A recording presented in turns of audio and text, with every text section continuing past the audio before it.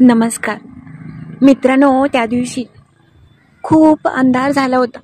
कामावरून येताना उशीर झाला, त्यामुळे माझे मालक म्हटले मी तुला घरापर्यंत सोडतो. ते गाडी घेऊन त्यांची आले होते. बाई ग, त्यांच्या 4 चाकी गाडीमध्ये पहिल्यांदाच मी बसले होते.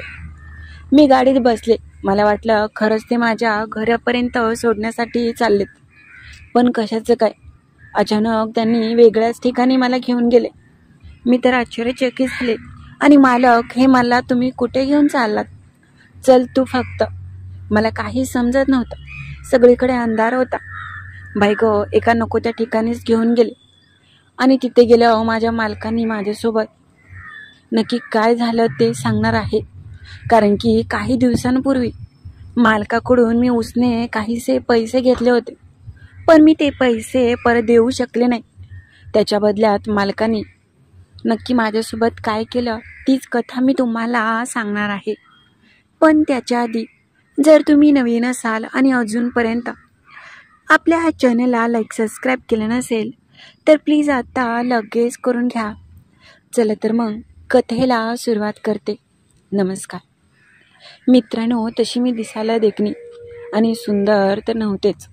माझं नाव वैशाली आहे, पण मी स्वतःला व्यवस्थित ठेवलं होतं. माझी परिस्थिती घरची खूपच गरीब होती, त्यामुळे मला रोज काम करावं लागत होतं. रोज मी घरातून सकाळी 9 वाजता कामाला जायचे. शेतातलंच काम करायचे. मला एवढं काही समजायचं नाही आणि चांगली नोकरी तर गावाकडे कुठे मिळणार. मी तशी एकटीच राहायची. माझी एका गावी आई होती, पण गेले कितीतरी दिवस मधल्या काळात पाऊस होता, त्यामुळे मला काम मिळत नव्हतं. काम नसल्यामुळे घरात पैसा पाणीच नव्हता आणि खूपच तारांबळ चालू होती. आमच्या गावातले शेतमालक, मी त्यांच्याकडून पैसे उसने घेतले होते.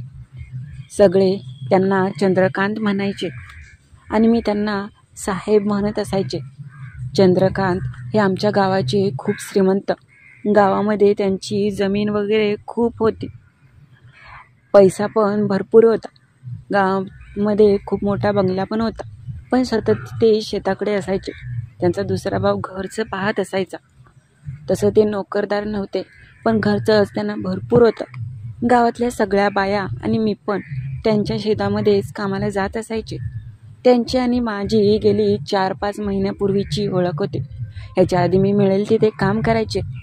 मात्र 4-5 महिने झालं आम्ही एका शेतमालकाच्यात सगळ्या बाया कामाला जात असायचो आणि ते मला खूप लाडीगोडीने बोलत असायचे. मी कधी त्यांच्या एवढी जवळ गेले नाही, पण आजकाल त्यांचं आणि माझं बोलणं चांगलंच होऊ लागलं होतं. म्हणून माझ्या घरामध्ये पैसे नव्हतं. स्वयंपाक करायला घरामध्ये अगदी तेलसुद्धा नव्हतं. भाजीपाल्याला काहीच नव्हतं. माळवंसुद्धा, धान्य पण घरातलं होतं तेवढं सगळं संपलं होतं. मी खूपच काळजीमध्ये होते. मी नातेवाईकांना पैसे मागितले तर त्यांनी देण्यासाठी नकार दिला होता. शेजारच्या दुकानातून उधार सामान आणायला त्यांनी पण अगदी नाही म्हणून सांगितलं होतं. तुमचं आधीचेच पैसे खूप बाकी आहेत आणि आता तुम्हाला उधारी कसं देऊ, असं त्यांनी म्हटलं. मला खूपच वाईट वाटलं. मी जास्त काही त्या दिवशी त्यांना बोलले नाही. घरात एक दिवशी तर मी उपाशीच झोपून घालवली.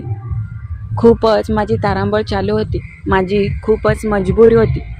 त्यावेळेस मी सरळ शेतमालकांच्या घरी जायचं ठरवलं, पण मी घरातून लवकर निघाले होते.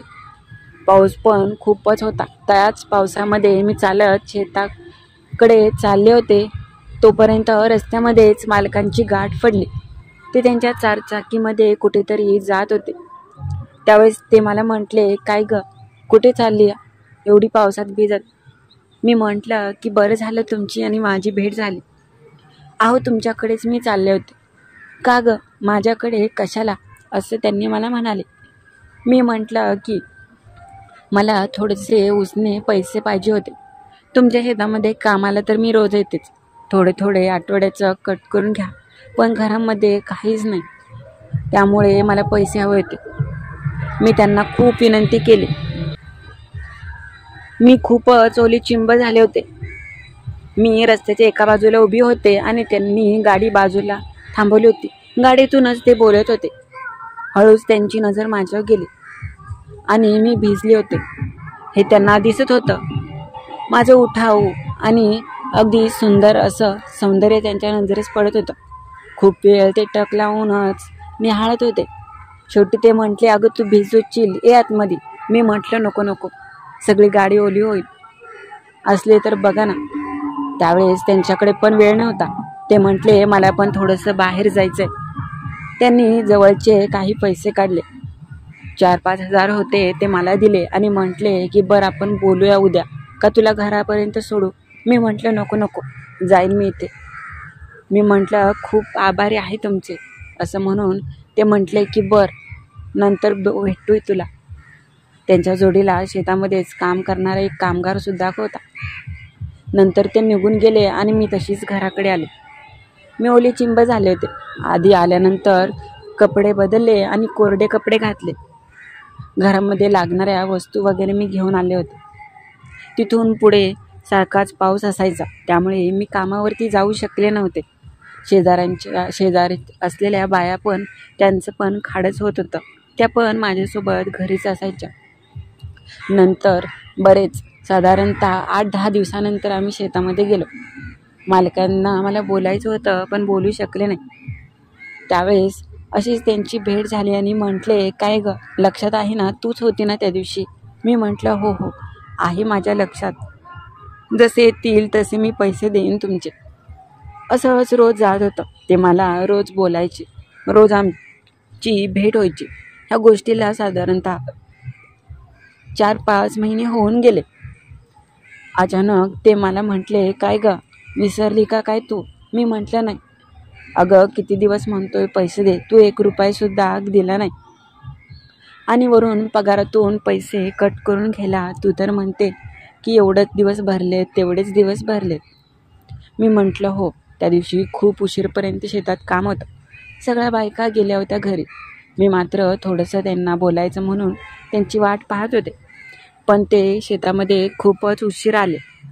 सगळाच दिवस मावळतीला गेला होता. मी त्यांना फोन लावला. ते म्हटले की थांब मी येतो शेतामध्ये. मी त्यांची वाट पाहत होते. मात्र संध्याकाळी 7 वाजले. आता म्हटलं ते काय यायचं दिसे नाही. माझ्याकडे मोबाईल नव्हता. मी ज्या बाईच्या मोबाईलवरून फोन लावलेला ती मात्र आता घरी गेले होते. मी पण म्हटलं की जावं. गावापासून शेत त्यांचं तसं लांब नव्हतंच. अगदी चालत 10-15 मिनिटात गावामध्ये पोहोचेन. पण गावाच्या एका कोपऱ्यात होतं. जात असताना अचानक ते समोरून त्यांची गाडी दिसली. गाडीचा उजेड माझ्या चेहऱ्यावर पडत होता. मी मात्र अगदी माझे डोळे आणि चेहरा दुसरीकडे केला. त्यांची गाडी येऊन जवळ थांबली. मी म्हटलं, अहो काय तुम्हाला, किती उशीर झाला मी तुमची वाट पाहते. आता येचाल मग येचाल, पण तुमचा काही पत्त्याच नाही. त्यावेळेस ते मला म्हटले की अगं झाला जरा उशीर, मग एवढे का ओरडते माझ्यावर. त्यावेळेस ते म्हटले की राग आला का माझा. मी म्हटलं नाही तुला आलाच असेल राग तर मार मला. मी म्हटलं अहो काय म्हणताय हे, माझी हिंमत तरी होईल का तुमच्यासोबत असं करायची. तर ते म्हटले का नाही होणार. तर मी म्हटलं की नाही हो, मी असं कधीच करू शकणार नाही. का गं, एवढा मी तुला प्रिय आहे का, एवढा जीव लावते का मला. मी म्हटलं तसं नाही हो, तुम्ही किती श्रीमंत आणि चांगल्या घराण्यातले आहात. त्यावेळेस ते म्हटले अगं तसं काही नसतं, मी तू सारखाच आहे, मी पण तुझा नाही का कोण. असं म्हणून ते माझ्याकडे पाहू लागले. मी खूप लाजले होते.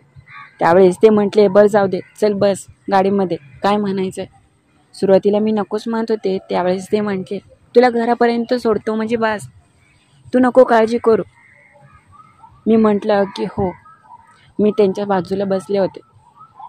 ते म्हटले की मग बोल, फोन का केलता.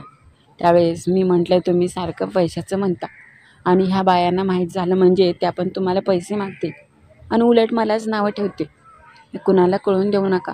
ते म्हटले की बरं ठीक आहे. मला ते पाहत होते. माझ्याकडे अजून पैसे नव्हते त्यांच्याकडे देण्यासाठी. ते म्हटले चल तुला घरी सोडतो, उशीर होईल तुला. मी म्हटलं हो. मी पाहत होते. हळूहळू ते वेगळ्याच ठिकाणी घेऊन गेले. मी म्हटलं इकडे कुठे? त्यावेळेस ते म्हटलं आपले घर नवीन आहे, इकडे एक, चल तिकडेच नेतो तुला. मला बाई काहीच समजत नव्हतं, नक्की ते कुठे घेऊन गेलेत. त्यांनी नवीन एका ठिकाणी घेऊन गेले. मी म्हटलं इथे. अगं चल आजची रात्र इथे थांबू, सकाळी सोडतो. मी म्हटलं की बाई ग नको. त्यावेळेस ते म्हटले का ग?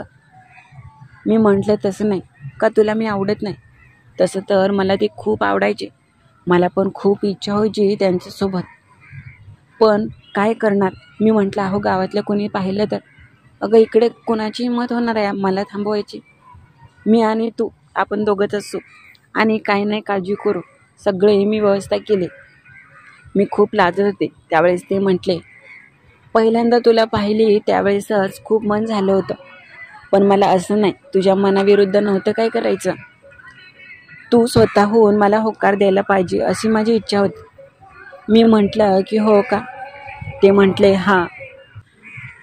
त्यांनी मला ज्या ठिकाणी आणलं होतं ते खूपच चांगलं हॉटेल होतं. आम्ही आधी रूममध्ये गेलो. मला तर दिवसभर काम करून खूपच कंटाळा आला होता आणि मी खूप दमूनसुद्धा गेले होते, पण त्यांना भेटण्याची ओढ खूप लागली होती.